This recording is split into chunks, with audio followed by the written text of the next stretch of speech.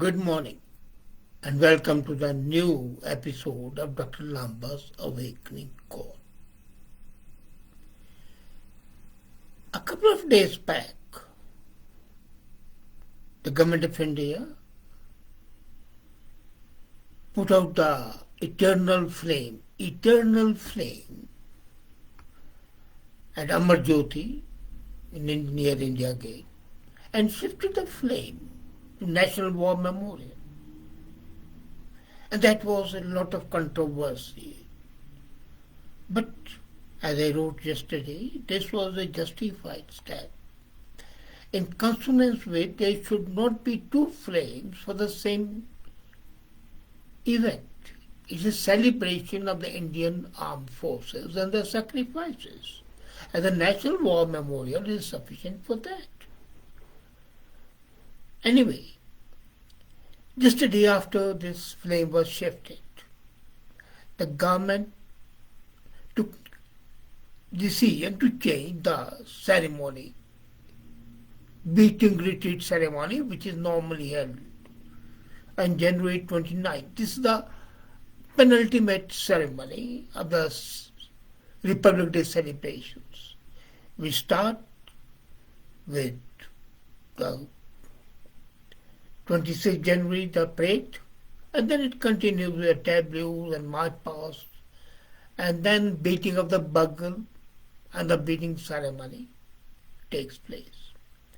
And one of the changes was that the government has dropped a hymn, a Christian hymn, Abide With Me, and that hymn has been a fixture of the beating retreat ceremony since 1950. Incidentally, this hymn was a particular favorite of Mahatma Gandhi, and so people had come to associate some sort of sanctity to that hymn. But then Mahatma Gandhi had other hymns also, which have not been accorded that prestige and that honor. Now this hymn particularly was written in a pre-modern word. It's not a new one. And a Scottish Anglican minister, Henry Francis Licht, he wrote it. He was son of a naval captain. And this hymn, of course, I won't deny it, is well known for its simplicity, for its somber theme, and it is often sung to an English composer, William Henry Monk's evocative tune, Eventide. As a music, there's nothing wrong with that. It's very somber, very soothing. But then should the beating retreat have hymns of particular religion? Tomorrow somebody can claim that why the Jewish hymns should not be sung, or the Hindus' mantras should not be sung, or the Muslim azans not be there, or the Sikhs' Gurbani not be there. Why should a hymn, a Christian hymn, simply because it was a beloved hymn of Mahatma Gandhi, be a part of this beating retreat ceremony?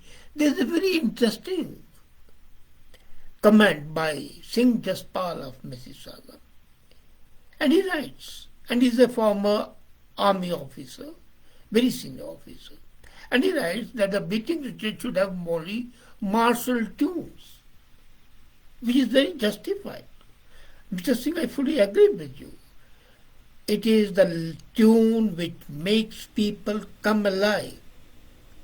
Now coming back to this hymn, this was the last piece to be played by the brass bands before the troops recede up the Raisina hill. And now this will be replaced by the tune of a poet who was the person who gave expression to Pakistan, Allama Iqbal. But the tune is of Sare Jahan Se Acha.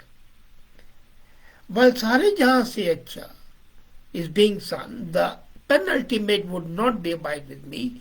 It would be, in fact, a song written in 62-63, sung by Lata Mangeshkar, and Mere Watan Ki Logo, Raak Mein Balo Pani.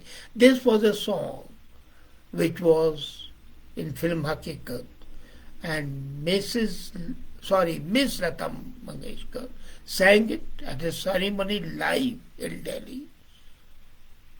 And when Jawaharlal Nehru heard it, there were tears in his eyes, and he came to Lata, patted her head and said, "Dear daughter, you have made me weep today. It is heart-touching song. And it's a very, very appropriate homage to the soldiers who have sacrificed their lives." Now this song, played at dusk, is the last piece before the retreat buglers bring down the national flag, fold it down, and the ceremony is over. In 2020 also, reports had emerged about the hymn being dropped by the beating retreat and being replaced by Bankim Chandra Chatterjee's Vande Mataram, which was in fact popularized by the film Anand Mat. Now, as the ceremony of the proceeds, the hymn creates a somber moment, and the tubular bells ring in the north and the south blocks, followed by an echo effect created by the musicians posted atop the two buildings. What's the significance of Abide With Me, and why people are opposing the dropping of this? Litt wrote this hymn in 1820. He visited a friend who, in his last moment, continually uttered the word, "Abide with me," a request to ease his pain. But he kept the piece to himself. He did not publish it. He did not sing it. And he died in 1847. So for 27 years, the hymn had been written but had not been sung anywhere. Paradoxically, the first time the hymn was actually sung was when Litt, the writer himself, died, and his funeral was there at Nice, 27 years after it was originally written. And now it is very popular across the Christian denominations. It was also played at the wedding of the Queen Elizabeth II. It was played by the musicians as the Titanic went down. And this piece became very popular and significant during World War I. And now let me tell you, during World War I, Mahatma Gandhi had supported the war efforts of the Raj, of the British Crown. And he was also honored by the Britishers for that. Maybe he heard the song there, and at that time a British nurse, Edith Cavell, would go on to sing it the night before she was shot by a German squad for helping British soldiers escape the occupied Belgium. Even today in Australia and New Zealand at various military ceremonies, this is sung. But should it be sung? That's a $1 million question. As a matter of fact, this song, as I said, has only been thought to be popular, to be useful, because Mahatma Gandhi liked it, and not for any other reason. There are other songs, as I said, addition of Sare Jahan Se Acha, addition of Mere Watan Ki Logo. No, Sare Jahan Se Acha was being sung earlier also, and now it will be more prominent. So these changes have been volubly condemned, criticized, and censored. I have nothing against him. I like it when I hear it. But should it be a part of the beating ceremony, beating retreat ceremony? As Singh Jaspal says, on the martial tunes to be played which enthuse and also are a homage.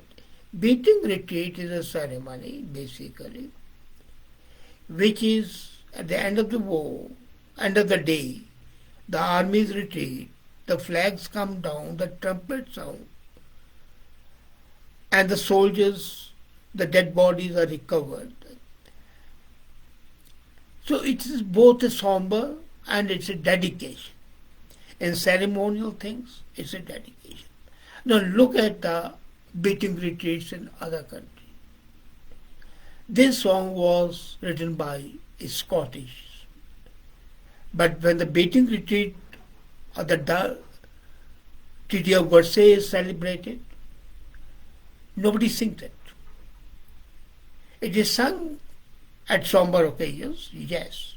And beating retreat is not only a somber occasion, it's an occasion of dedication and celebration as well. There are two aspects of beating retreat. And this song, simply because Mahatma Gandhi's favorite it was,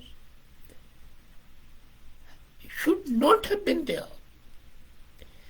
Simply because in the euphoria of being independent, we thought that everything connected with the freedom fighters should be incorporated in one place. There's a place for everything. The song can be sung when we mourn Mahatma Gandhi on January 30th. There's no harm in that. At that time at Rajghat, Gandhi Samadhi, people there, assembled there, the prime stakeholder, let this song be sung, and it would be appropriate because this song is basically a song, it's an elegy at the death of a friend. But when we are mourning, having the beating retreat ceremony, are we mourning? No. It's a celebration. The only difference is that the celebration is coming to an end. But the celebration is not transformed into mourning. As such, the government action, which was there in 2020, but the government at that time backed down for reasons best known to it, should not have. We have got to change with the times. Tennyson said long back, and that's a fact, love, old orders changeth, yielding place to new, lest one good custom should corrupt another. It might have been good at that time, in the euphoric times of 50s, but much water has flown down the Ganges since then. And the fissiparous tendencies that were not there, the disparate tendencies which were not there in 50s are quite apparent today. There is a need to heal the nation. There is a need to unite the nation. There is a need to instill in them nationalism coupled with international concepts of humanity. And to celebrate it by singing a religious hymn is in fact showing the seeds of disunity. As I said, there can be claimed by the diverse religious groups that their hymns should be sung at the same time. And in a country which says it's secular, multicultural, multi-religious, and so on and so forth, the religious hymns should be avoided. As a matter of fact, the second hymn which Mahatma Gandhi liked, Ishwar Allah Tere Naam, Sabko Samati De Bhagwan, that Ishwar and Allah, Hindu and Muslim versions of God, are one, and let God give sense to everybody. That song I can understand that the healing spirit is there. This gives me an impression that why do we always think that singing a favorite song of a national leader is a homage to him? It's not. It is just lip service.